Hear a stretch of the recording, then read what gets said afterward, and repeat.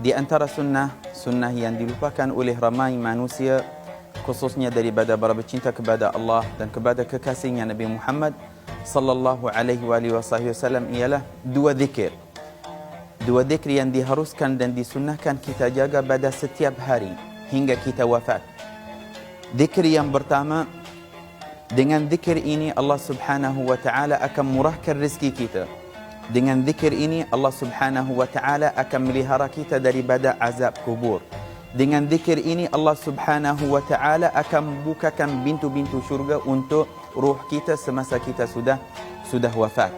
Dan zikir yang kedua, kita akan bersihkan diri kita secara batin daripada kesalahan-kesalahan yang kita kerjakan dalam setiap hari, bahkan sebanyak umur kita. Zikir yang pertama yang diajarkan oleh Rasulullah sallallahu alaihi wasallam ialah la ilaha illallah al-malikul haqqul mubin. Zikir ini zikir yang sangat tinggi darajatnya di sisi hadrah Allah Subhanahu wa taala. Yang mana dengan zikir ini kita akan besarkan Allah Subhanahu wa taala. Kita akan muliakan Allah Subhanahu wa taala, dan dalam masa yang sama sebenarnya kita akan muliakan diri kita. Kita akan muliakan rezeki kita. Kita akan muliakan kehidupan kita, khususnya setelah kita sudah wafat. Zikir ini disunnahkan kita jaga pada setiap hari 100 kali.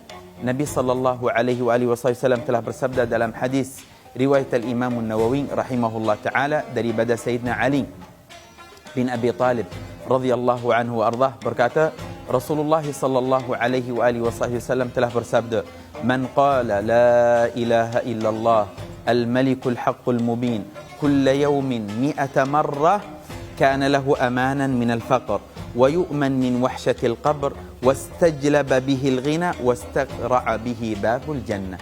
Dia akan dapat 4 kelebihan daripada zikir ini.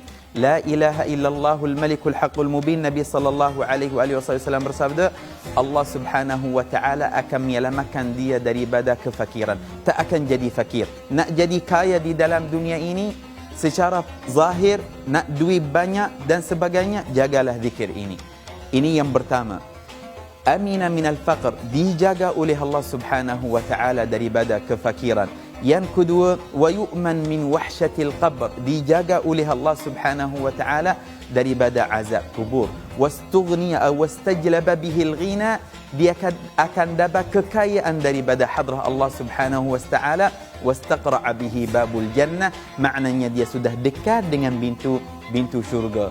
Inilah zikir yang pertama yang disunnahkan kita jaga pada setiap hari 100 kali la ilaha illallah malikul haqqul mubin, sama ada pada awal waktu pagi ataupun selepas salat zuhur dan sebagainya. Yang paling penting 100 kali setiap hari. Ini yang pertama. Zikir yang kedua yang diajarkan oleh Rasulullah sallallahu alaihi wasallam ialah subhanallahi wa bihamdihi subhanallahil azim.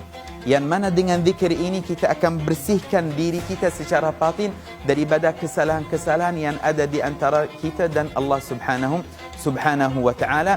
Nabi sallallahu alaihi wasallam bersabda, zikir ini zikir yang disukai oleh Allah Subhanahu wa taala, zikir yang sangat berat di dalam timbangan seorang dan zikir yang sangat tinggi darajatnya di sisi hadrah Allah Subhanahu wa taala. Nabi sallallahu alaihi wasallam telah bersabda di dalam hadis riwayat al-Imam al-Bukhari, kalimatani habibatani ila ar-rahmani khafifatani fil mizan khafifatani 'ala al-lisani thaqilatani fil mizani subhanallahi wa bihamdihi subhanallahil azim. Dua kalimah yang disukai oleh Allah Subhanahu wa taala, sangat berat di dalam timbangan seorang, sangat ringan atas lisan ataupun lidah seorang, ialah subhanallahi wa bihamdihi subhanallahil azim. Dalam hadis yang lain Nabi sallallahu alaihi wasallam bersabda, man qala subhanallahi wa bihamdihi subhanallahil azim fi yawmin 100 marrah huttat khatayah wa in kanat mithlu zabadil bahr. Allahu akbar.